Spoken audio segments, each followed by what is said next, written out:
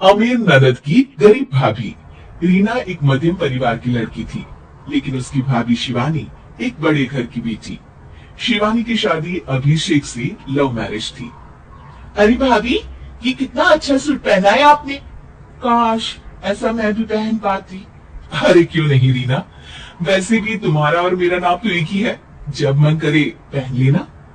भाभी, आपको आपके पापा ने कितने अच्छे कपड़े गहने दिए हैं। मैं उनकी इकलौती बेटी जो हूँ। बेटी तो मैं भी इकलौती हूँ, लेकिन क्या करे, पापा है नहीं, पता नहीं कैसे होगी मेरी शादी। तभी वहाँ शिवानी की सास आ जाती है। अरे क्यों नहीं करेगा भाई तेरी शादी धूमधाम से, आखिर जिम्मेदारी है तो उसकी। और वो दिन भी आ जाता है जब रीना की शादी तय हो जाती है। अभिषेक, क्या हुआ? आप इतने परेशान तो कभी नहीं दिखे, कोई बात है तो बताइए मुझे। अरे शिवानी, वैसे तो शादी का सारा इंतजाम हो गया है, लेकिन गहनों का रेट तो आसमान छू रहा है। कैसे क्या करूं, कुछ समझ में ही नहीं आ रहा। थोड़ी देर में शिवानी अपने पूरे गहने अभिषेक के सामने रख देती है। ये लीजिए, गहनों का इंतजाम भी हो गया। अरे नहीं नहीं शिवानी, मैं ये गहने किसी हालत में भी नहीं ले सकता। ये तुम्हारे पिता ने तुम्हें दिया था, और तुम हो कि। तभी वहाँ सास आ जाती है। अरे तो क्या हुआ, इसकी तो हो गई ना शादी, अब किसे दिखाने हैं इसने गहने। सास गहनों का डिब्बा शिवानी के हाथ से लेकर वहाँ से चली जाती है। रीना की शादी धूमधाम से होती है और अब वो बड़े घर की बहू बन जाती है। वहीं रीना की शादी के बाद शिवानी और अभिषेक उसकी शादी के कर्जों से डूब जाते हैं। मैं सोच रही हूँ नौकरी करनी शुरू कर दूं, वैसे भी पढ़ी लिखी हूँ, आपकी थोड़ी मदद भी हो जाएगी। वैसे शिवानी, कुछ दिन कर लो तो अच्छा ही होगा, क्योंकि जरूरत भी है।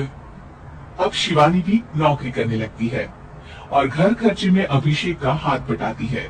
एक दिन शिवानी, रीना का फोन आया था, कह रही थी कि आने वाले त्योहार में उसके ससुराल जाना है।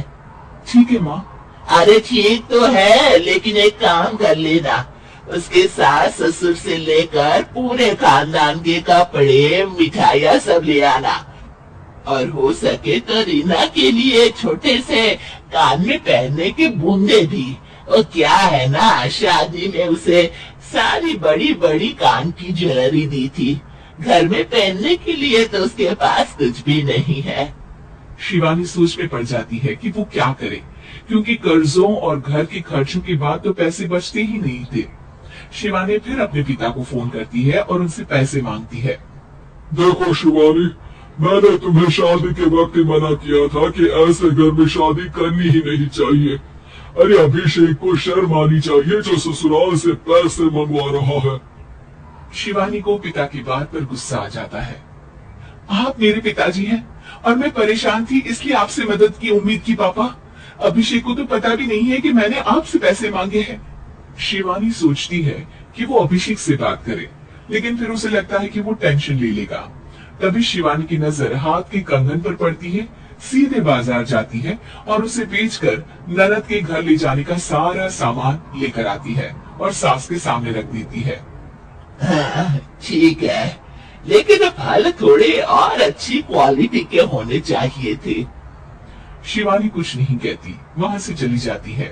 एक दिन शिवानी, रीना का फोन आया था, बहुत रो रही थी। क्यों माँ, क्या हुआ? सब ठीक तो है ना उसके ससुराल में?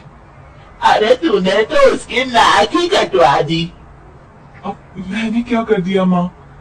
कह रही थी कि बड़े घर की बहू है भाभी, जो कपड़े दिए वो ब्रांडेड भी नहीं थे।